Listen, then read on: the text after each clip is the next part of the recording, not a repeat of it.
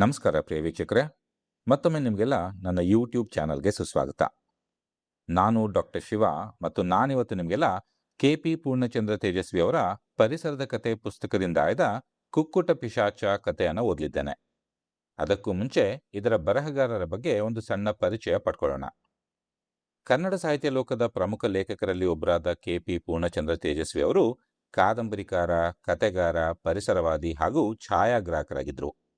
ಜ್ಞಾನಪೀಠ ಪ್ರಶಸ್ತಿ ಪುರಸ್ಕೃತ ಕುವೆಂಪು ಅವರ ಪುತ್ರರಾದ ತೇಜಸ್ವಿ ತಮ್ಮ ವಿಶಿಷ್ಟ ಬರವಣಿಗೆಯ ಶೈಲಿ, ವೈಜ್ಞಾನಿಕ ದೃಷ್ಟಿಕೋನ ಮತ್ತು ಪ್ರಕೃತಿ ಪ್ರೇಮದ ಮೂಲಕ ಕನ್ನಡ ಸಾಹಿತ್ಯಕ್ಕೆ ಅಪಾರವಾದ ಕೊಡುಗೆ ನೀಡಿದ್ದಾರೆ. ಅವರ ಕಥೆಗಳು ಸಮಾಜ, ವಿಜ್ಞಾನ, ಪ್ರಕೃತಿ ಮತ್ತು ಮಾನವ ಜೀವನದ ವಿವಿಧ ಆಯಾಮಗಳನ್ನು ಸರಳವಾಗಿ ಹಾಗೂ ಕುತೂಹಲಕಾರಿಯಾಗಿ ಚಿತ್ರಿಸ್ತವೆ. ಇಂದು ನಾವು ಅವರ ಅತ್ಯಂತ ಆಸಕ್ತಿದಾಯಕ ಕಥೆಗಳಲ್ಲಿ ಒಂದಾದ ಕುಕ್ಕುಟ ಪಿಶಾಚ ಕಥೆಯ ಕುರಿತು ತಿಳ್ಕೊಳ್ಳೋಣ. ಕತೆ ಶುರು ಮಾಡೋಣ. ಕಾಡು ಪ್ರಾಣಿಗಳು ಅಸಾಧಾರಣ ಸನ್ನಿವೇಶಗಳಲ್ಲಿ ಅಸಾಧಾರಣವಾಗಿ ವರ್ತಿಸಿದ ಎಷ್ಟೋ ಕಥೆಗಳನ್ನ ನಾವು ಕೇಳಿದ್ದೇವೆ. ಹಕ್ಕಬುಕ್ಕರ ಮೇಲೆ ಒಂದು ಮೊಲ ತಿರುಗಿ ಬಿದ್ದುದನ್ನು ನೋಡಿ ಇದೊಂದು ಗಂಡು ಮೆಟ್ಟಿನ ನೆಲವೆಂದು ತೀರ್ಮಾನಿಸಿ ಅವರ ಗುರುಗಳಾದ ವಿದ್ಯಾರಣ್ಯರು ಅಲ್ಲಿ ವಿಜಯನಗರ ಸಾಮ್ರಾಜ್ಯ ಸ್ಥಾಪನೆಗೆ ಬುನಾದಿ ಹಾಕಿದರೆಂಬ ಕಥೆಯನ್ನು ನಾವು ಕೇಳಿದ್ದೇವೆ. ಆದರೆ ಈ ಎಲ್ಲ ಸಂದರ್ಭಗಳಲ್ಲೂ ಆ ಪ್ರಾಣಿಯ ವರ್ತನೆಗೆ ಒಂದು ನಿರ್ದಿಷ್ಟ ಕಾರಣಗಳಿರುತ್ತವೆಂದು ನನಗೆ ಸಾಕಷ್ಟು ಮನವರಿಕೆಯಾಗಿದೆ. ಈ ಕತೆ ಅಂಥದ್ದೇ ಒಂದು ವಿಚಿತ್ರ ಪ್ರಸಂಗ. ಒಂದು ದಿನ ಮಾರ ಬಿದ್ದು ಮೈಕೈಯೆಲ್ಲ ಗಾಯ ಮಾಡಿಕೊಂಡು ಬೆಳಗಿನ ಹೊತ್ತಿಗೆ ಮನೆಗೆ ಬಂದ. ಮುಖದ ಮೇಲೂ ಕೈಕಾಲುಗಳ ಮೇಲೂ ತುಂಬಾ ತರ್ಚಿದ ಗಾಯಗಳಾಗಿತ್ತು. ಯಾಕೋ ಗಾಯ ಮಾಡ್ಕೊಂಡಿದೀಯಾ ಎಂದು ಕೇಳಿದ್ದಕ್ಕೆ ಜನ್ನಾಪುರದಿಂದ ಬರುತ್ತಾ ಈಚಲ್ಹರದಲ್ಲಿ ಒಂದು ದೆವ್ವ ಅವನಿಗೆ ಕಾಟ ಕೊಟ್ಟಿತೆಂದು ಅವನನ್ನ ಕರೆದೊಯ್ದು ಒಂದು ಕೊರಕಲಿನೊಳಗೆ ಬೀಳಿಸಿ ಗಾಯ ಮಾಡಿತು ಎಂದು ಹೇಳ್ದ. ಅವನ ಈ ರೀತಿಯ ಕಥೆಗಳನ್ನು ನಾನು ಆಗ್ಲಿಂದಾಗೆ ಕೇಳ್ತಾ ಇದ್ದುದರಿಂದ ಮೊದಲು ಅದನ್ನ ಗಂಭೀರವಾಗಿ ಪರಿಗಣಿಸಲಿಲ್ಲ. ಆದ್ರೆ ಈ ಸಾರಿ ಅವನಿಗೆ ದೆವ್ವ ಕಾಡು ಕೋಳಿ ರೂಪದಲ್ಲಿ ಬಂದು ತೊಂದರೆ ಕೊಟ್ಟಿತು ಎಂದು ಹೇಳಿದಾಗ ಮಾತ್ರ ನನ್ನ ಕುತೂಹಲ ಕೆರಳಿತು. ಸುಸ್ಮಿತಾ ಮೈಸೂರಿನಲ್ಲಿ ನನ್ನ ಮಿತ್ರರಾದ ನಾಯಕರ ಮನೆಯಲ್ಲಿ ಓದ್ತಾ ಇದ್ಲು. ನನ್ನ ಎರಡನೇ ಮಗಳು ಈಶಾನ್ಯೆ ಒಬ್ಬಳೆ ಮನೆಯಲ್ಲಿದ್ದದ್ದು. ಅವಳಿಗೆ ಮಾತಾಡಲು ಆಟ ಆಡಲು ಮಾರನೇ ಜೊತೆಗಾರ. ಅವನು ಈಶಾನ್ಯಗೆ, ಅವ್ವ ₹1 ಕೊಟ್ರವ್ವ ಶೇಂದಿ ಕುಡಿಯೋದಕ್ಕೆ ಅಂತ ಕೇಳ್ತಾ ಇದ್ದ. ಇವಳು ಅವನಿಗೆ ಶೇಂದಿ ಕುಡಿಯಲು ಹಣ ಕೊಡೋದು ತನ್ನ ಕರ್ತವ್ಯ ಎನ್ನುವಂತೆ ಮನೆಯೊಳಗೆ ಬಂದು ಅವಳ ಅಮ್ಮನ ಹತ್ತಿರ ಪೀಡಿಸಿ ದುಡ್ಡು ತೆಗೆದುಕೊಂಡು ಹೋಗಿ ಕೊಡ್ತಾ ಇದ್ಲು. ಮೈಕೈ ಎಲ್ಲ ಗಾಯ ಮಾಡ್ಕೊಂಡು ಬಂದ ಹಿಂದಿನ ದಿನವೂ ಮಾರನಿಗೆ ಅವಳಿಂದ ₹1 ಸಂದಾಯ ಆಗಿತ್ತು.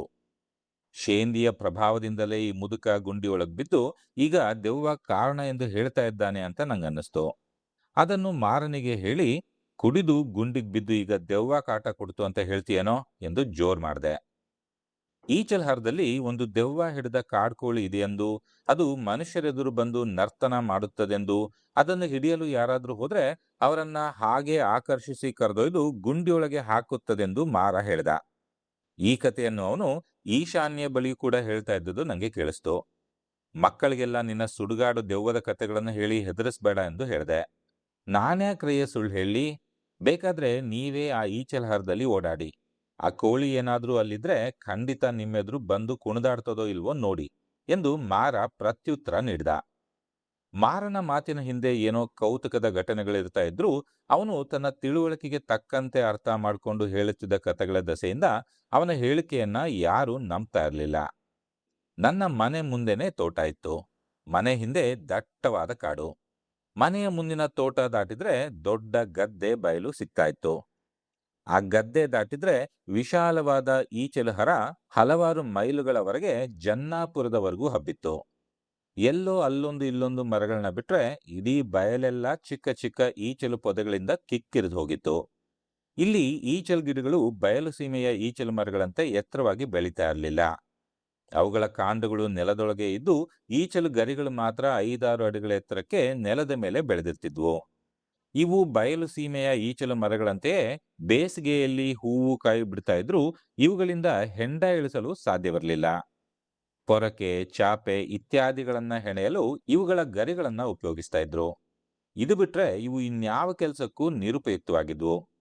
ಈ ಈಚಲು ಬಯಲಿನ ನೆಲವು ಮಳೆಯಿಂದ ಮೇಲ್ಮಣ್ಣೆಲ್ಲ ಕೊಚ್ಚಿ ಸೊರಜುಗಲ್ಲುಗಳೆದ್ದು ಬಂಜರು ನೆಲದಂತೆ ಇರ್ತಾ ಇತ್ತು. ಅನೇಕ ಚದುರ ಮೈಲುಗಳಷ್ಟು ವಿಸ್ತಾರವಾದ ಈ ಈಚಲು ಕಾಡಿನಲ್ಲಿ ಕಾಡ್ಕೋಳಿ, ಕೌಜುಗನ ಹಕ್ಕಿ, ಮೊಲಗಳನ್ನ ಬಿಟ್ರೆ ಇನ್ಯಾವ ಕಾಡು ಪ್ರಾಣಿಗಳು ಇರ್ತಾ ಇರಲಿಲ್ಲ. ಪ್ರತಿ ವರ್ಷ ಬಿರು ಬೇಸಿಗೆಯಲ್ಲಿ ಈ ಈಚಲು ಕಾಡಿಗೆ ಬೆಂಕಿ ಬೀಳ್ತಾ ಇತ್ತು. ಬೆಂಕಿ ಕೊಟ್ಟು ಸುಟ್ರೆ ಮತ್ತೆ ಬಹುಬೇಗ ಹಸಿರು ಹುಲ್ಲು ಚಿಗುರುತ್ತೆ ಎನ್ನುವ ನಂಬಿಕೆಯಿಂದ ಆಸುಪಾಸಿನ ಜನರೇ ಇದಕ್ಕೆ ಬೆಂಕಿ ಕೊಡ್ತಾ ಇದ್ರು ಅನ್ಸುತ್ತೆ. ಈಚಲು ಗರಿಗಳೆಲ್ಲ ಸುಡುತ್ತಾ ಅಸಾಧ್ಯ ಹೊಗೆ ಹೇಳ್ತಾ ಇದ್ದದ್ರಿಂದ ಇಡೀ ತಾಲೂಕಿಗೆ ಬೆಂಕಿ ಬಿದ್ದಂತೆ ಹೊಗೆ ಕವಿತಾ ಇತ್ತು. ಈಚಲ್ ಬಯಲಿನಲ್ಲಿ ಮನೆ ಮಾಡಿಕೊಂಡಿದ್ದ ಹಕ್ಕಿ, ಕೋಳಿ, ಮೊಲಗಳು ಆಗ ತೋಟಗಳಿಗೂ ದೂರದ ಕಾಡಿಗೂ ಓಡಿ ಹೋಗ್ತಾ ಇದ್ವು. ಬೆಂಕಿಯ ಉರಿಗೂ ಹೊಗೆಯ ಘಾಟಿಗೂ ಹೆದರಿ ಓಡಿ ಬರುವ ಮೊಲಗಳನ್ನ ಹೊಡೆಯಲು ಶಿಕಾರಿದಾರರು ಗಂಡಿಗಳಲ್ಲಿ ಕಾದು ಕೂರ್ತಾ ಇದ್ರು. ಬೆಂಕಿಯ ಚಟ ಚಟ ಸದ್ದಿನ ನಡುವೆ ನಮಗೆ ಆಗೀಗ ಈಡುಗಾರರ ಕೋವಿಯ ಸದ್ದು ಢಮಾರೆಂದು ಕೇಳ್ತಾ ಇತ್ತು. ಎಂತ ಕಾಳ್ಗಿಚ್ಚೆ ಹೇಳಿ, ಎಷ್ಟೇ ಸುಡ್ಲಿ, ಈಚಲು ಗಿಡದ ಗರಿಗಳೆಲ್ಲ ಸಂಪೂರ್ಣ ಸುಟ್ಟು ಈಚಲು ಕಾಂಡವೆಲ್ಲ ಮಸಿ ಹಿಡಿದು ಕರಕಲಾಗಿ ಹೋದ್ರೂ ಸಹ ಕಲ್ನಾರಿನ ತುಂಡುಗಳಂತೆ ಕಾಣುವ ಅದರ ಬೊಡ್ಡೆಗಳಿಂದ ಮಳೆ ಬಂದ ಕೂಡಲೇ ದಿಗ್ಗನೆ ಚಿಗುರು ಹೊಮ್ತಾ ಇತ್ತು. 15 ದಿನದೊಳಗೆ ಈಚಲೆಲ್ಲ ಚಿಗುರಿ ಕಣ್ಣು ಕಾಣುವವರೆಗೂ ಈಚಲು ಬಯಲು ಅಲೆ ಅಲೆ ಏಳುವ ಹಸಿರು ಸಮುದ್ರದಂತೆ ಕಾಣ್ತಾ ಇತ್ತು. ನಮ್ಮ ತೋಟದಿಂದ ಜನ್ನಾಪುರಕ್ಕೆ ಹೋಗುವ ಮಾರ ರಸ್ತೆಯಲ್ಲಿ ಹೋಗದೆ ಈಚಲು ಬಯಲಿನಲ್ಲಿ ಇದ್ದ ಒಳದಾರಿ ಮುಖಾಂತರ ಹೋಗ್ತಾ ಇದ್ದ. ಶೇಂದಿ ಕುಡಿದುಕೊಂಡು ಬರ್ತಾ ಇದ್ದ ಮಾರನ ಎದುರು ಕಾಡ್ಕೋಳಿಯೊಂದು ಉರುಳಾಡಿ ರೆಕ್ಕೆ ಬಡಿದುಕೊಂಡು ನರ್ತಿಸ್ತಾ ಇತ್ತಂತೆ. ಯಾರೋ ಶಿಕಾರಿಯವರು ಗಾಯ ಮಾಡಿದ ಕೋಳಿ ಇದೆಂದು ತಿಳಿದು ಮುದುಕ ನಿಶೆಯ ಮತ್ತಿನಲ್ಲೇ ಅದನ್ನ ಹಿಡಿಯಲು ಓಡ್ದ. ಕೋಳಿಯಂತೂ ಇನ್ನೇನು ಮಾರನ ಕೈಗೆ ಸಿಕ್ಕೇ ಬಿಟ್ಟಿತು ಎನ್ನುವಂತೆ ಓಡ್ತು. ಶೇಂದಿಯ ನಿಶೆ ಇಲ್ಲದಿದ್ರೆ ಅದನ್ನು ಖಂಡಿತ ಹಿಡಿದು ಕುತ್ತಿಗೆ ಮುರ್ದೇ ಬಿಡ್ತಾ ಇದ್ದೆ ಎಂದು ಮಾರ ವಿವರಿಸಿದ. ಮಾರ ತೂರಾಡುತ್ತಾ ಎದುರು ತಕಪಕ ಕುಣಿಯುತ್ತಿದ್ದ ಕೋಳಿಯನ್ನು ಬೆನ್ನು ಹತ್ತಿದಾಗಿ ಕೈಗೆ ಬಂದ ತುತ್ತಿನಂತೆ ಕಾಣುತ್ತಿದ್ದ ಅದನ್ನು ಗಮನಿಸ್ತಾ ಇದ್ನೇ ಹೊರತು ಕಾಲ ಕೆಳಗಿನ ಕೊರಕಲನ್ನ ನೋಡ್ಲೇ ಇಲ್ಲ. ಮಾರ ಕೊರಕಲಿನೊಳಗೆ ಮುಗ್ಗರಿಸಿಬಿದ್ದ. ಕೋಳಿ ತನ್ನ ಪಾಡಿಗೆ ತಾನು ಪಾರಾರೆ ಆಯ್ತು. ಕೋಳಿ ತನ್ನನ್ನ ಬೀಳಿಸ್ಲೆಂದೇ ಉಪಾಯ ಮಾಡಿ ಕೊರಕಲಿನ ಕಡೆಗೆ ಹೋಯ್ತೆಂದು ಮಾರನ ದೃಢ ನಂಬಿಕೆ. ಮಾರನ ಮಾತು ಕೇಳಿದ್ರೆ ಅಲ್ಲಿ ಏನೋ ವಿಚಿತ್ರವಾದದ್ದು ನಡೆದಿದೆ ಅನಿಸ್ತಾ ಇತ್ತು. ಬಹುಶಃ ಕೈಕಾಲು ಊನವಾಗಿರುವ ಕಾಡುಕೋಳಿಯೋ ಅಥವಾ ಗಾಯಗೊಂಡಿದ್ದೋ ಇಲ್ಲವೇ ಕಾಯಿಲೆಗೆ ತುತ್ತಾಗಿದ್ದ ಕೋಳಿಯೋ ಅವನೆದುರು ವಿಚಿತ್ರವಾಗಿ ವರ್ತಿಸಿ ಅವನ ದುರಾಸೆಯನ್ನ ಕೆರಳಿಸಿರಬಹುದು. ಅಥವಾ ಶೇಂದಿಯ ಅಮಲಿನಲ್ಲಿದ್ದ ಮಾರನಿಗೆ ಹಾಗೆ ಕಾಣಿಸ್ತೋ ಏನೋ. ದೆವ್ವ ಕೋಳಿ ರೂಪದಲ್ಲಿ ನನ್ನ ನರಬಲಿ ತೆಗೆದುಕೊಳ್ಳಲೆಂದೇ ಬಂದಿತ್ತು ಎಂದು ಬೆಳಗ್ಗೆ ಎಲ್ಲರಿಗೂ ಮಾರ ಹೇಳ್ದ. ನಡೆದ ಘಟನೆಯನ್ನು ತನ್ನದೇ ಆದ ರೀತಿಯಲ್ಲಿ ಮಾರ ಅರ್ಥ ಮಾಡಿಕೊಂಡು ಕತೆ ಕಟ್ಟಿದ್ದ. ದೆವ್ವ ಆ ರೀತಿ ಕೋಳಿ ರೂಪ ತಾಳಿ ತೊಂದರೆ ಕೊಟ್ಟಿತೆನ್ನುವ ತೀರ್ಮಾನದ ದೆಸೆಯಿಂದಲೇ ಅವನು ಕಂಡ ಸತ್ಯವನ್ನು ಮಾರ ನಂಬಲ ಸಾಧ್ಯವಾಗುವಂತೆ ಮಾಡಿದ್ದ. ಇದಾದ ಕೆಲವು ದಿನಗಳ ನಂತರ ನಾನು ಪ್ಯಾರಾ ಮತ್ತು ಮಾರನ ಜೊತೆ ಈ ಈಚಲು ಹರಕ್ಕೆ ಹೋಗ್ಬೇಕಾಗಿ ಬಂತು. ಆ ಈಚಲು ಬಯಲಿನಲ್ಲಿ ಇದ್ದ ಗೌಲು ಮರದ ಕೆಳಗೆ ಒಂದು ಹುತ್ತ ಇತ್ತು. ದನ ಕಾಯುವ ರಾಮ ಪ್ಯಾರನಿಗೆ ಅದರೊಳಗೆ ಜೇನು ಹುಳುಗಳು ಬಂದು ಕುಳಿತಿದ್ದಾವೆಂದು ಹೇಳಿದ್ದಂತೆ. ಪ್ಯಾರ ಮನೆಯಲ್ಲಿದ್ದ ಖಾಲಿ ಜೇನು ಪೆಟ್ಟಿಗೆಗೆ ಅವನ್ನ ಕೂರಿಸೋಣ ಅಂತ ಹೇಳ್ದ. ಖಾಲಿ ಪೆಟ್ಟಿಗೆಯನ್ನ ಹುಡುಕಿ ತೆಗೆದು ಅದರೊಳಗಿನ ಜೇಡರ ಹುಳು ಇತ್ಯಾದಿಗಳನ್ನ ಓಡಿಸಿ ಧೂಳು ಕಸ ಇವನ್ನೆಲ್ಲ ಒರೆಸಿ ತೆಗೆದು ರಾಣಿಗೇಟು, ಚಾಕು, ಹೊಗೆ ಹಾಕಲು ಹಾಳುಗೋಣಿ ತುಂಡು ಇತ್ಯಾದಿಗಳನ್ನ ಒಟ್ಟು ಮಾಡಿ ಹೊರಡಬೇಕಾದ್ರೆ 9 ಗಂಟೆ ಆಯ್ತು. ಈ ಸಾಮಾನುಗಳನ್ನೆಲ್ಲ ಹೊತ್ತು ಕಿವಿ ಕರೆದುಕೊಂಡು ಹೊರಟ್ವಿ. ಆಗ್ಲೇ ಒಂದೆರಡು ಮಳೆ ಬಿದ್ದಿದ್ರಿಂದ ಈಚಲು ಬಯಲಿನ ಚಿಗುರು ಕಣ್ಣು ಹಾಯುವವರೆಗೂ ಹಸುರಿನ ಸಮುದ್ರವಾಗಿತ್ತು. ಈಚಲು ಬಯಲಿನ ನಡುವೆ ಒಂದು ಸ್ಮಶಾನ. ಅದನ್ನ ದಾಟಿ ಸುಮಾರು 1.5 ಫರ್ಲಾಂಗ್ ಹೋದ್ರೆ ಆ ಗೌಲ್ ಮರ ಸಿಕ್ಕತ್ತೆ. ಪ್ಯಾರನಿಗೆ ನಾವು ಉದ್ದೇಶಿಸಿರುವ ಕೆಲಸವೊಂದನ್ನು ಬಿಟ್ಟು ಬೇರೇನಾದರೂ ಅಡ್ಡ ಕಸಬುಗಳನ್ನ ಮಾಡೋದಂದ್ರೆ ಪಂಚಪ್ರಾಣ. ಜೊತೆಗೆ ಕಿವಿ ಇದ್ರಂತೂ ಮುಗ್ದೇ ಹೋಯ್ತು. ಅರ್ಧ ಗಂಟೆಯೊಳಗೆ ಆಗೋ ಕೆಲಸ ಇಡೀ ಒಂದು ದಿನಕ್ಕೆ ವಿಸ್ತರಿಸ್ತಾ ಇತ್ತು. ಕಿವಿಯನ್ನ ಮನೆಯಲ್ಲೇ ಕಟ್ಟಿ ಹಾಕಿ ಬರೋಣ ಅಂದ್ರೆ ಅದು ಗಂಟಲು ಹರಿಯುವಂತೆ ಕೂಗುತ್ತಾ ಸರಪಳಿ ಜಗ್ಗುತ್ತಾ ಮನೆಯವರಿಗೆಲ್ಲ ಕಿರಿಕಿರಿ ಆಗುವಂತೆ ಮಾಡ್ತಾ ಇತ್ತು. ಅವತ್ತು ಹಾಗಿದ್ದು ಕೂಡ ಹಾಗೆ. ಒಂದು ಕಾಡುಕೋಳಿ ಧಡಕ್ಕನೆ ನಮ್ಮೆದುರೇ ನೆಗೆದು ಇನ್ನೇನು ಪ್ರಾಣ ಹೋಗುತ್ತೆ ಅನ್ನುವಂತೆ ನಮ್ಮೆದುರೇ ಉರುಳಾಡಿ ರಪರಪ ರೆಕ್ಕೆ ಬಡಿಯುತ್ತಾ ತತ್ತರಿಸುತ್ತಾ ತೂರಾಡುತ್ತಾ ಮುಂದುವರಿಯಿತು. ತಲೆಯ ಮೇಲೆ ಹೊತ್ಕೊಂಡಿದ್ದ ಜೇನು ಪೆಟ್ಟಿಗೆನ ಧೊಪ್ಪನೆ ಹೊತ್ತಾಕಿ ಪ್ಯಾರ ಛೂ ಕಿವಿ ಹಿಡಿ ಹಿಡ್ಕ ಎಂದು ಕೂಗಿ ಕಿವಿಯನ್ನ ಹುರಿದುಂಬಿಸುತ್ತಾ ಕ್ಷಣಾರ್ಧದಲ್ಲಿ ದೊಂಬಿ ಎಬ್ಬಿಸಿ ಕೋಳಿಯ ಹಿಂದೆ ಓಡಿ ಈಚಲು ಬಯಲಿನಲ್ಲಿ ಮಾಯವಾದ. ನಾ ಹೇಳಲಿಲ್ಲೇನೋ, ಅದೇ ದಯ್ಯದ ಕೋಳಿ. ನೋಡಿದ್ರ ಹೆಂಗ್ ಕುಣಿದಾಡ್ತು ನಿಮ್ಮೆದ್ರು. ನಾನು ಹೇಳಿದ್ರೆ ಕುಡಿದು ತಲೆಗೇರಿತ್ತು ಅಂತ ನಂಗೆ ಹೇಳಿದ್ರಲ್ಲ ಎಂದು ಹೇಳಿ ಮಾರ ಕುತ್ತಿಗೆ ಉದ್ದ ಮಾಡಿಕೊಂಡು ಪ್ಯಾರಾನು ಕಿವಿಯೂ ಓಡಿ ಹೋದ ದಿಕ್ಕನ್ನೇ ನೋಡತೊಡಗಿದ. ಮಾರ ಹೇಳಿದ ಕತೆ ನನಗೆ ಮರ್ತೇ ಹೋಗಿತ್ತು. ಈಗ ಮಾರ ಹೇಳಿದ್ದು ನಿಜವೆಂಬಂತೆ ಕೋಳಿ ವರ್ತಿಸ್ತಾ ಇತ್ತು. ದೆವ್ವ ಹಿಡಿದಂತೆಯೇ ನೆಲದ ಮೇಲೆ ಬಿದ್ದು ತಕಪಕ ಕುಣಿದಾಡುದು ನೋಡಿದ್ರೆ ಮಾರ ಹೇಳಿದ್ರಲ್ಲಿ ಅಂತ ಉತ್ಪ್ರೇಕ್ಷೆ ಏನೂ ಇರಲಿಲ್ಲ. ಆದ್ರೆ ಈ ಸಾರಿ ಪ್ಯಾರನ ಜೊತೆ ಕಿವಿಯೂ ಇದ್ದದ್ರಿಂದ ಹೋದ ಸಾರಿಯಂತೆ ಕೋಳಿ ಕೈಕೊಟ್ಟು ಓಡಿ ಹೋಗೋದು ಸುಲಭ ಇರಲಿಲ್ಲ. ಎದುರಿನ ದಿಣ್ಣೆಯ ಈಚಲು ಪೊದೆಗಳ ನಡುವೆ ಪ್ಯಾರಾನು ಕಿವಿಯು ಕೋಳಿಯನ್ನ ಹುಡುಕ್ತಾ ಇದ್ದುದು ಅವರು ಎಬ್ಬಿಸ್ತಾ ಇದ್ದ ಗಲಾಟೆಯಿಂದ ಗೊತ್ತಾಗ್ತಾ ಇತ್ತು. ಅವರ ಕೂಗಾಟ ಕೇಳಿದ್ರೆ ಕೋಳಿ ಅವರ ಕೈಗೆ ಸಿಕ್ಕೇ ಬಿಟ್ಟಿದೆ ಎನ್ನುವಂತೆ ಭಾಸವಾಗ್ತಾ ಇತ್ತು. ಅಷ್ಟರಲ್ಲಿ ಅಲ್ಲಿಂದ ಕೋಳಿ ಬುರ್ರನೆ ನೆಲ ಬಿಟ್ಟು ಹಾರಿದು ದೂರದಲ್ಲಿದ್ದ ನಮ್ಗೆ ಕಾಣಿಸ್ತು. ಕೊಂಚ ದೂರದವರೆಗೆ ರೆಕ್ಕೆ ಬೆಳೆದು ಹಾರಿದ ಕೋಳಿ ಅನಂತರ ಸುಯ್ಯನೆ ತೇಲ್ಕೊಂಡು ದೂರದ ಗದ್ದೆ ಬಯಲಿನಲ್ಲಿ ಇಳಿದು ಸರ್ವೇ ಸಾಮಾನ್ಯ ಕೋಳಿಯಂತೆ ಸರಿಯಾಗಿಯೇ ನಡೆದು ಪಕ್ಕದ ಪೊದೆಗಳೊಳಗೆ ನುಸುಳಿ ಮಾಯವಾಯಿತು. ಅದು ನಡೆದು ಹೋದ ರೀತಿಯಲ್ಲಿ ಅದಕ್ಕೆ ಏನೂ ಆಗಿರುವಂತೆ ಕಾಣಲೇ ಇಲ್ಲ. ಕೊಂಚ ಹೊತ್ತಿನ ತರುವಾಯ ಪ್ಯಾರ ಬಂದು ಹಾರಿದ ಕೋಳಿ ಎಲ್ಲಿ ಹೋಯ್ತೆಂದು ಕೇಳಿದ. ಕಿವಿ ಇನ್ನೂ ಈಚಲ ಬಯಲಿನಲ್ಲಿ ಹುಡುಕ್ತಾನೆ ಇತ್ತು. ನಾನು ಪ್ಯಾರನಿಗೆ ಕೋಳಿ ಗದ್ದೆ ಬಯಲಿನ ಕಡೆಗೆ ಹಾರಿ ಹೋಯ್ತೆಂದು ಅದಕ್ಕೆ ಏನೂ ಆಗಿಲ್ಲವೆಂದು ಹೇಳಿದೆ. ಪ್ಯಾರನಿಗೆ ನಂಬಿಕೆ ಬರಲಿಲ್ಲ. ಅದು ಇನ್ನೇನು ತನ್ನ ಕೈಗೆ ಸಿಕ್ಕೇ ಬಿಡುವುದರಲ್ಲಿತ್ತೆಂದು ಹೇಳಿ ಅದನ್ನ ಬಿಡುವುದೇ ಇಲ್ಲೆಂದು ಆಣೆ ಹಾಕುತ್ತಾ ಕಿವಿ ಕರೆದುಕೊಂಡು ದೂರದ ಗದ್ದೆಗಳ ಕಡೆಗೆ ಹೊರಟ. ಆ ಕೋಳಿಗೆ ಏನೂ ಆಗಿಲ್ವೆಂದು ಅದನ್ನು ಬೆನ್ನಟ್ಟುವುದು ವ್ಯರ್ಥವೆಂದು ನಾನೆಷ್ಟೇ ಹೇಳಿದ್ರೂ ನನ್ನ ಮಾತನ್ನ ಕಿವಿಗೆ ಹಾಕಿಕೊಳ್ಳದೆ ಮಾತು ಮುಗಿಸುವುದರೊಳಗೆ ನಿರ್ಗಮಿಸಿದ. ಅಲ್ಲಿಗೆ ನಾವು ಹೊರಟ ಕೆಲಸ ಇವತ್ತು ಮುಗಿಯೋದಿಲ್ಲ ಎಂದು ನನಗೆ ಖಾತ್ರಿಯಾಯಿತು. ಪ್ಯಾರನ ಕೈಗೆ ಸಿಕ್ಕೇ ಬಿಟ್ಟಿತೆನ್ನುವಂತೆ ಹಲವು ಬಾರಿ ಕೋಳಿ ಓಡಿದ್ರಿಂದ ಅವನ ತಲೆ ಕೆಟ್ಟೆ ಹೋಗಿತ್ತು. ಯಾರ ಮಾತನ್ನು ಕೇಳುವ ಸ್ಥಿತಿಯಲ್ಲಿ ಅವನೀಗ ಇರಲಿಲ್ಲ. ಅದು ದಯ್ಯದ ಕೋಳಿ. ಇವನ್ನ ತಗೊಂಡು ಹೋಗಿ ಯಾವುದಾದ್ರೂ ಹಾಳು ಬಾವಿಗೆ ಹಾಕದಿದ್ರೆ ಕೇಳಿ ಎಂದು ಮಾರ ಗದ್ದೆ ಕಡೆಗೆ ಓಡ್ತಾ ಇದ್ದ ಪ್ಯಾರನನ್ನ ನೋಡಿ ಗೊಣಗ್ದ. ಪ್ಯಾರಾನು ಕಿವಿಯು ಹುಡುಕಿ ಹುಡುಕಿ ಸುಸ್ತಾಗಿ ತಮ್ಮ ತೆವಲೆಲ್ಲ ತೇರಿದ ಮೇಲೆ ವಾಪಸ್ ಬಂದ್ರು. ಅವರು ಬರುವ ವೇಳೆಗಾಗ್ಲೇ ಗಂಟೆ 1 ಆಗಿತ್ತು. ಬಂದ್ ಕೆಲ್ಸ ಹಾಳು ಮಾಡಿ ಕೋಳಿ ಹಿಡಿಯಕ್ ಹೋಗಿದ್ಯಾ ಎಂದು ಅವನಿಗೆ ಬೈದೆ. ಎಷ್ಟು ಬೈದ್ರೂ ಕೋಳಿ ಇನ್ನೇನು ನಮ್ಮ ಕೈಗೆ ಸಿಕ್ಕೇ ಬಿಟ್ಟಿತ್ತು ಎಂದು ಹೊಟ್ಟೆ ಉರಿದುಕೊಳ್ಳುತ್ತಾ ಹೇಳೋದನ್ನ ಅವನು ಬಿಡ್ಲೇ ಇಲ್ಲ. ಜೇನು ಹುಳುಗಳನ್ನ ಪೆಟ್ಟಿಗೆ ಒಳಗ್ ಕೂಡಿ ಜೇನು ಪೆಟ್ಟಿಗೆಯನ್ನ ಹುತ್ತದ ಬಳಿಯೇ ಬಿಟ್ವಿ. ಹೂವನ್ನರಿಸಿ ಹೋಗಿದ್ದ ಜೇನುಗಳೆಲ್ಲ ಹಿಂದಿರುಗಿ ಬಂದ ಮೇಲೆ ಸಂಜೆಯ ಅನಂತರ ಪೆಟ್ಟಿಗೆಯನ್ನ ತೋಟಕ್ಕೆ ಸಾಗಿಸೋಣೆಂದು ತೀರ್ಮಾನಿಸಿ ಹಿಂದಿರುಗಿ ಬಂದ್ವಿ. ಸಂಜೆ ಪೆಟ್ಟಿಗೆ ತರಲು ಮಾರನು ಪ್ಯಾರನು ಹೋದಾಗ ಮತ್ತೆ ಅದೇ ಜಾಗದಲ್ಲಿ ಕೋಳಿ ಅದೇ ರೀತಿ ವರ್ತಿಸಿತು ಅಂತ ಪ್ಯಾರ ಹೇಳ್ದ. ಆದ್ರೆ ಈ ಬಾರಿ ಮಾರ ಅದು ದೆವ್ವದ ಕೋಳಿ ಎಂದು ವಿವರಣೆ ಕೊಟ್ಟದ್ರಿಂದ ಪ್ಯಾರ ಬೆಳಗ್ಗೆ ಮಾಡದಂತೆ ಅದನ್ನ ಬೆನ್ನಟ್ಲಿಲ್ಲ. ಮಾರ ಹೇಳಿದ್ದು ನಿಜವಾಗಿತ್ತು. ಕೋಳಿ ಹುಚ್ಚಿಡಿದಂತೆ ನಮ್ಮೆದುರು ವರ್ತಿಸ್ತಾ ಇತ್ತು. ಆದ್ರೆ ಕಾಡು ಪ್ರಾಣಿಗಳಲ್ಲಿ ಮನೋವಿಕಲತೆ ಅಥವಾ ಹುಚ್ಚು ಅಪರೂಪ. ಯಾಕಂದ್ರೆ ಆ ರೀತಿಯ ಚಿತ್ತವಿಕಾರಗಳಿರುವ ಯಾವುದೇ ಜೀವಿಯೂ ಕಾಡಿನಲ್ಲಿ ಬದುಕುಳಿಯೋದು ಅಸಾಧ್ಯ. ಕೋಳಿಯ ಆ ರೀತಿಯ ವರ್ತನೆಗೆ ಬೇರೇನೋ ಕಾರಣ ಇರಲೇಬೇಕೆಂದು ಆಳವಾಗಿ ಯೋಚಿಸಿದೆ. ನನಗೆ ಕೂಡಲೇ ಕಾರಾರುವಕ್ಕಾದುದು ಏನೂ ಹೊಳಿಲಿಲ್ಲ. ಆದರೂ ಅದರ ಈ ವರ್ತನೆಗೆ ಅದರ ಮೊಟ್ಟೆ ಮರಿಗಳಿಗೆ ಯಾವುದೋ ರೀತಿಯಿಂದ ಸಂಬಂಧಿಸಿರಬಹುದೆಂದು ಅಸ್ಪಷ್ಟವಾಗಿ ಅನ್ನಿಸ್ತು. ಕಾಜಾಣ ಮೊದಲಾದ ಹಕ್ಕಿಗಳು ಅದರ ಗೂಡುಗಳ ಹತ್ರ ಹೋದ್ರೆ ರೋಷಾವೇಶದಿಂದ ಬಂದು ಕೊಕ್ಕಿನಿಂದ ಕುಕ್ಕಿ ಉಗುರಿನಿಂದ ಪರಚ್ತವೆ.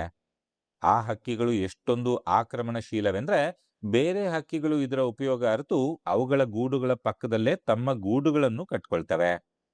ಅಲ್ಲಿ ಅಕ್ಕಪಕ್ಕ ಯಾವುದೇ ಅಪಾಯಕಾರಿ ಪ್ರಾಣಿ ಸುಳಿದ್ರೂ ಕಾಜಾಣ ಅವುಗಳನ್ನ ಬೆನ್ನಟ್ಟಿ ಓಡಿಸ್ತವೆ. ಕಾಜಾಣಗಳು ತಮ್ಮ ಗೂಡುಗಳ ಹತ್ರ ಸುಳಿದ ಕಾಗೆ ಹದ್ದುಗಳನ್ನ ಮೈಲುಗಟ್ಟಲೆ ದೂರದವರೆಗೆ ಓಡಿಸ್ಕೊಂಡು ಹೋಗಿದ್ದನ್ನ ನಾನು ನೋಡಿದ್ದೇನೆ. ಮೊಟ್ಟೆಗಳಾಗ್ಲಿ ಮರಿಗಳಾಗ್ಲಿ ಇದ್ದಾಗ ಅನೇಕ ಹಕ್ಕಿಗಳು ಜೀವದ ಹಂಗು ತೊರೆದು ಹೋರಾಡ್ತವೆ. ನಾನು ಮಾರನೇ ದಿನ ಬೆಳಗ್ಗೆ ಎದ್ದು ಈಚಲು ಹರದ ನಡುವಿನ ಸ್ಮಶಾನದ ಬಳಿಗೆ ಒಬ್ಬನೇ ಹೋದೆ. ಕೋಳಿ ಒಂದೇ ಜಾಗದಲ್ಲಿ ಮತ್ತೆ ಮತ್ತೆ ಕಂಡಿದ್ದು ಮತ್ತು ಒಂದೇ ರೀತಿ ವರ್ತಿಸಿದ್ದು ನನಗೆ ತೀವ್ರವಾದ ಅನುಮಾನ ಕುತೂಹಲಗಳನ್ನ ಉಂಟುಮಾಡಿತ್ತು. ಆದ್ರೂ ಕೋಳಿ ಮತ್ತೆ ನಂಗೆ ಹಳೆ ಜಾಗದಲ್ಲೇ ಕಾಣಿಸುತ್ತೆ ಅಂತ ನನಗೆ ನಂಬಿಕೆ ಇರಲಿಲ್ಲ. ಸ್ಮಶಾನದ ಬಳಿ ಕೆಲವು ಹೆಜ್ಜೆ ಮುನ್ನಡೆದಿದ್ದೆ ಅಷ್ಟೇ. ನನ್ನೆದುರಿಗೆ ಇದ್ದ ಪುಟ್ಟ ಬಯಲಿಗೆ ಕಾಡು ಕೋಳಿ ಎಂದು ನುಗ್ಗಿ ಬಂದು ಬಿದ್ದು ಉರುಳಾಡಿ ಇನ್ನೇನು ಪ್ರಾಣ ಹೋಗ್ತಾ ಇದೆ ಅನ್ನುವಂತೆ ಅಭಿನಯಿಸುತ್ತಾ ನನ್ನ ಗಮನ ಸೆಳೆಯಲು ಯತ್ನಿಸ್ತು. ಆದ್ರೆ ನಾನು ನಿಂತಲ್ಲೇ ನಿಂತಿದ್ದೆ. ಅದನ್ನ ಹಿಡಿಯಲು ನಾನು ಬೆನ್ನಟ್ಟಬಹುದೆಂಬ ನಿರೀಕ್ಷೆಯಲ್ಲಿದ್ದ ಕೋಳಿಗೆ ಏನು ಮಾಡ್ಬೇಕೆಂದು ತೋರದೆ ಎದ್ದು ನಿಂತು ಅತ್ತಿತ್ತ ನೋಡ್ತು. ಅನಂತರ ತೂರಾಡುವಂತೆ ನಟಿಸುತ್ತಾ ಪೊದೆಗಳ ಕಡೆಗೆ ಓಡ್ತು. ಆಗ್ಲೂ ನಾನು ನಿಂತಲ್ಲೇ ನಿಂತಿರೋದನ್ನ ಕಂಡು ಮತ್ತೆ ಹಿಂದಿರುಗಿ ಬಂದು ನನ್ನೆದುರು ಒಂದೆರಡು ಕ್ಷಣ ಬಿದ್ದು ಒದ್ದಾಡ್ತು. ಈ ಸಾರಿ ಅಂತೂ ಈ ಕೋಳಿಯದ್ದು ಉದ್ದೇಶಪೂರ್ವಕ ನಟನೆ ಅನ್ನೋದು ಸರ್ವಸ್ಪಷ್ಟವಾಗಿ ಗೊತ್ತಾಗ್ತಾ ಇತ್ತು. ಅದರ ಅಭಿನಯಕ್ಕೆ ನನ್ನಿಂದ ಯಾವುದೇ ಪ್ರತಿಕ್ರಿಯೆ ಬರದದ್ದನ್ನ ನೋಡಿ ದಿಗ್ಭ್ರಮೆಯಿಂದೆಂಬಂತೆ ಕೋಳಿ ಹಾರಿ ಗದ್ದೆಗಳ ಕಡೆಗೆ ಹೋಯ್ತು. ಅದು ಅಲ್ಲಿಗೆ ಬಂದ ದಿಕ್ಕಿನಲ್ಲಿದ್ದ ಪೊದೆಗಳನ್ನೆಲ್ಲ ವಿವರವಾಗಿ ಹುಡುಕ್ದೆ. ಒಣಗಿದ ಈಚಲು ಗರಿಗಳನ್ನೆಲ್ಲ ತಂದು ಒಟ್ಟಿ ಗೂಡು ಮಾಡಿ 13 ಮೊಟ್ಟೆಗಳನ್ನಿಟ್ಟಿತ್ತು ಆ ಕಾಡ್ಕೋಳಿ. ಅಲ್ಲಿಗೆ ಬಂದವರು ಆ ಮೊಟ್ಟೆಗಳನ್ನ ಕಂಡು ಬಿಟ್ಟಾರೆಂದು ದಿಕ್ಕು ತಪ್ಪಿಸಲೆಂದೇ ಆ ಕೋಳಿ ಅಲ್ಲಿ ಸುಳಿದವರ ಎದುರು ಆ ರೀತಿ ನಾಟಕ ಆಡ್ತಾ ಇದ್ದುದು. ಪ್ಯಾರಾನು ಕಿವಿಯು ಅದನ್ನ ಬೆನ್ನಟ್ಟಿದಾಗ ಇನ್ನೇನು ಕೈಗೆ ಸಿಕ್ಕೇ ಬಿಡುವಂತೆ ನಟನೆ ಮಾಡುತ್ತಾ ಅವರನ್ನ ಸಾಕಷ್ಟು ದೂರ ಎಳೆದೊಯ್ದು ಅನಂತರ ಹಾರಿ ಪರಾರಿ ಆಗ್ತಿತ್ತು. ಪಕ್ಷಿಗಳ ಪ್ರಾಣಿಗಳ ಈ ತಂತ್ರ ನನಗೆ ಗೊತ್ತಾದ ಮೇಲೆ ನಾನು ಹಕ್ಕಿಗಳು ಈ ರೀತಿ ವರ್ತಿಸಿದಾಗೆಲ್ಲ ಸುತ್ತಮುತ್ತ ಗಮನವಿಟ್ಟು ಹುಡುಕಿ ಅವುಗಳ ಮೊಟ್ಟೆಗಳನ್ನು ಪೊದೆಗಳ ಸಂದುಗಳಲ್ಲಿ ಕೂರಿಸಿದ್ದ ಮರಿಗಳನ್ನ ಪತ್ತೆ ಮಾಡಿದ್ದೇನೆ. ಇವುಗಳಲ್ಲಿ ನಾನು ಏಲಕ್ಕಿ ಹನಾಲಿನಲ್ಲಿ ಪತ್ತೆ ಮಾಡಿದ ಸ್ಪೈಡರ್ ಹಂಟರ್ ಹಕ್ಕಿ ಗೂಡು ಸಹ ಒಂದು. ಬಾಳೆಗುಬ್ಬಿ ಅಥವಾ ಸ್ಪೈಡರ್ ಹಂಟರ್ ಹಕ್ಕಿ ಜೋಡಿಗಳೆರಡು ಒಮ್ಮೆ ನನ್ನೆದುರು ಮರದ ಮೇಲಿಂದ ಗಾಯಗೊಂಡಂತೆ ಬಿದ್ದು ನೆಲದ ಮೇಲೆ ಒದ್ದಾಡಿದ್ವು. ಅವು ಹಾಗೆ ಒದ್ದಾಡಿದ್ದು ನೋಡಿದನೇ ವಿನಃ ಇಡೀ ಒಂದು ದಿನವೆಲ್ಲ ಹುಡುಕಿದ್ರೂ ಅವುಗಳ ಗೂಡು ಮಾತ್ರ ನನಗೆ ಪತ್ತೆ ಮಾಡಕ್ಕಾಗ್ಲಿಲ್ಲ. ಕೊನೆಗೆ ಸಂಜೆ ಮನೆಗೆ ಬಂದು ಸಲೀಂ ಅಲಿಯವರ ಪುಸ್ತಕ ತೆಗೆದು ನೋಡಿದೆ. ಅದರಲ್ಲಿ ಬಾಳೆ ಗುಬ್ಬಿ ಪಕ್ಷಿಗಳು ಬಾಳೆ ಗಿಡದ ಎಲೆಗಳ ಅಡಿಯಲ್ಲಿ ಅವಕ್ಕೆ ಅಂಟಿಕೊಂಡಂತೆ ಜೇಡರ ಬಲೆಗಳಿಂದ ಗೂಡು ಕಟ್ತಾವೆ ಎಂದು ವಿವರಿಸಿತ್ತು. ಇದೊಂದು ಸಣ್ಣ ಸೂಚನೆ ನನಗೆ ಮಾರನೇ ದಿನ ಅವುಗಳ ಗೂಡು ಪತ್ತೆ ಮಾಡೋದ್ರಲ್ಲಿ ತುಂಬಾ ಸಹಾಯ ಮಾಡ್ತು. ಏಲಕ್ಕಿ ಹನಾಲ್ನಲ್ಲಿ ಬಾಳೆ ಗಿಡಗಳು ಯಾವುವೂ ಇರಲಿಲ್ಲ. ಆದ್ರೆ ಬಾಳೆ ಜಾತಿಗೆ ಸೇರಿದ ಪರ್ವತ ಬಾಳೆ ಗಿಡದ ಚಿಕ್ಕ ಸಸಿಯೊಂದು ಹಳ್ಳದ ಪಕ್ಕದಲ್ಲಿ ಬೆಳೆದಿತ್ತು. ದೂರದಿಂದ ಇರಲಿ, ಅದರ ಹತ್ರ ಹೋದ್ರೂ ಆ ಗಿಡದಲ್ಲಿ ಹಕ್ಕಿ ಗೂಡಿರೋದ್ರ ಯಾವುದೇ ಕುರುಹು ಕಾಣಿಸ್ತಾ ಇರಲಿಲ್ಲ. ಆದ್ರೆ ನಾನು ಆ ಗಿಡದ ಹತ್ರ ಹೋದ ಹಾಗೆ ಹಕ್ಕಿಗಳ ಕೂಗಾಟವು, ಅವುಗಳು ನೆಲದ ಮೇಲೆ ಬಿದ್ದು ಒದ್ದಾಡೋದು ಅತಿ ಆಯ್ತು. ಸಲೀಂ ಅಲಿಯವರ ಪುಸ್ತಕದಿಂದ ನನಗೆ ಸೂಚನೆ ಸಿಗದೆ ಇದ್ರೆ ನನಗೆ ಅವುಗಳ ಗೂಡುಗಳನ್ನ ಪತ್ತೆ ಮಾಡಲು ಖಂಡಿತ ಸಾಧ್ಯವಾಗ್ತಾನೆ ಇರಲಿಲ್ಲ. ಪರ್ವತ ಬಾಳೆ ಎಲೆಯ ತಳಭಾಗದಲ್ಲಿ ಎಲೆಗೆ ಅಂಟಿಸಿದಂತೆ ಜೇಡರ ಬಲೆಗಳಿಂದ ಹೊಲಿದು ಹಕ್ಕಿಗಳು ಗೂಡು ಕಟ್ಟಿದ್ವು. ತಲೆಯ ಮೇಲೆ ಅರ್ಚಾಡ್ತಾ ಇದ್ದ ಹಕ್ಕಿಗಳಿಗೆ ಸಮಾಧಾನ ಆದ್ರೆ ಸಾಕೆಂದು ನಾನು ಆದಷ್ಟು ಬೇಗ ಅಲ್ಲಿಂದ ದೂರ ಬಂದೆ. ಕೋಳಿ ಕುಣಿದಾಡಿದ್ದನ್ನ ನೋಡಿ ಕೋಳಿಗೆ ದೆವ್ವ ಹಿಡಿದಿದೆ ಎಂದು ಮಾರ ತೀರ್ಮಾನಿಸಿದಂತೆಯೇ ಮೊಲ ತಿರುಗಿ ಬಿದ್ದದ್ದನ್ನ ನೋಡಿ ವಿದ್ಯಾರಣ್ಯರು ಕೂಡ ಇದು ಗಂಡು ಮೆಟ್ಟಿನ ನೆಲವೆಂದು ತೀರ್ಮಾನಿಸಿದ್ರೋ ಏನೋ. ಕೊಂಚ ತಾಳ್ಮೆಯಿಂದ ಹುಡುಕಿ ನೋಡಿದ್ರೆ ಮೊಲ ತಿರುಗಿ ಬಿದ್ದಿದ್ದಕ್ಕೆ ಬೇರೇನಾದ್ರೂ ಕಾರಣ ಕಂಡು ಬರ್ತಾ ಇತ್ತು ಅಂತ ನಂಗೆ ಅನ್ನಿಸುತ್ತೆ. ಪ್ರಿಯ ವೀಕ್ಷಕರೇ, ಇದು KP ಪೂರ್ಣಚಂದ್ರ ತೇಜಸ್ವಿ ಅವರ ಕುಕ್ಕುಟ ಪಿಶಾಚ ಕಥೆಯ ಆಡಿಯೋ ಬುಕ್. ಈ ಆಡಿಯೋ ಬುಕ್ ನಿಮ್ಗೆ ಇಷ್ಟವಾಗಿದ್ರೆ ದಯವಿಟ್ಟು ಈ ವಿಡಿಯೋಗೆ ಒಂದು ಲೈಕ್ ನೀಡಿ, ನಿಮ್ಮ ಸ್ನೇಹಿತರು ಮತ್ತು ಕುಟುಂಬದವರೊಂದಿಗೆ ಹಂಚಿಕೊಳ್ಳಿ, ಮತ್ತು ಇನ್ನೂ ನನ್ನ ಚಾನಲ್ಗೆ ಸಬ್ಸ್ಕ್ರೈಬ್ ಆಗದೇ ಇದ್ರೆ ಈಗಲೇ ಸಬ್ಸ್ಕ್ರೈಬ್ ಮಾಡ್ಕೊಳ್ಳಿ. ಜೊತೆಗೆ ನೋಟಿಫಿಕೇಶನ್ ಬೆಲ್ ಅನ್ನು ಒತ್ತಿ ಮುಂದಿನ ಸಾಹಸಮಯ ಕಥೆಗಳು, ರಹಸ್ಯಮಯ ಘಟನೆಗಳು ಮತ್ತು ಕಾಡಿನ ಅದ್ಭುತ ಲೋಕದ ಹೊಸ ಪ್ರಯಾಣಗಳನ್ನ ಮಿಸ್ ಮಾಡ್ಕೊಳ್ಬೇಡಿ. ಮುಂದಿನ ವಿಡಿಯೋದಲ್ಲಿ ಮತ್ತೊಂದು ರೋಚಕ ಕಥೆಯೊಂದಿಗೆ ಭೇಟಿಯಾಗೋಣ. ಅಲ್ಲಿಯವರೆಗೂ ನಮಸ್ಕಾರ.